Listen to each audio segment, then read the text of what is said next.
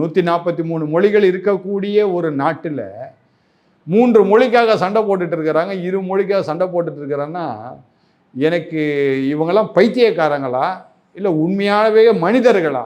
இப்போ பார்த்தீங்கன்னா நிறைய வீட்டில் பிள்ளைங்க வந்து 2 மொழி இல்லை 6 மொழி 5 மொழி கூட கற்றுக்கொள்கிறாங்க. ஏன்னா இன்றைக்கி அது தேவையாக இருக்குது. இப்போது ஒருவேளை அநேகருடைய எண்ணங்களில் அமெரிக்கா தேசம் போனால் ஆங்கிலம் தெரிஞ்சால் போதும்னு நினைக்கிறாங்க. ஆனால் அங்கே போனால் ஸ்பானிஷ் கட்டாயம் தேவை, அடுத்தது ஃப்ரெஞ்சு கட்டாயம் இருக்கணும், அடுத்தது இந்த பிரேசில் பக்கம்லாம் அவங்க ஒரு லாங்குவேஜ் இருக்குது. ஸோ இந்த ஏறக்குறைய ஒரு 4 லாங்குவேஜ், ஒரு 4 மொழிகள் தெரிஞ்சால் அமெரிக்கா தேசத்தில் பொழைப்பு நடத்திடலாம். நீங்கள் நினைக்கிற மாதிரி வெறும் ஆங்கிலம் தெரிஞ்சால் ஆங்கில நாடு தானே அது அப்படின்னு சொல்லிட்டு நான் பிழைப்பை நடத்துகிறேன்னு நீங்கள் நினச்சிங்கன்னா முடியவே முடியாது. அதே மாதிரி தான் இந்திய தேசம்.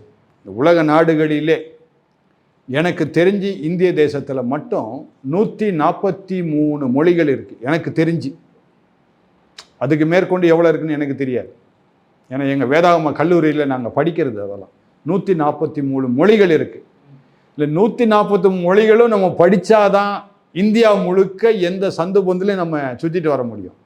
இதில் என்ன 2 மொழி 3 மொழின்னு சொல்கிறது எனக்கு வேடிக்கையாக இருக்குது இதெல்லாம் பார்க்கும்போது.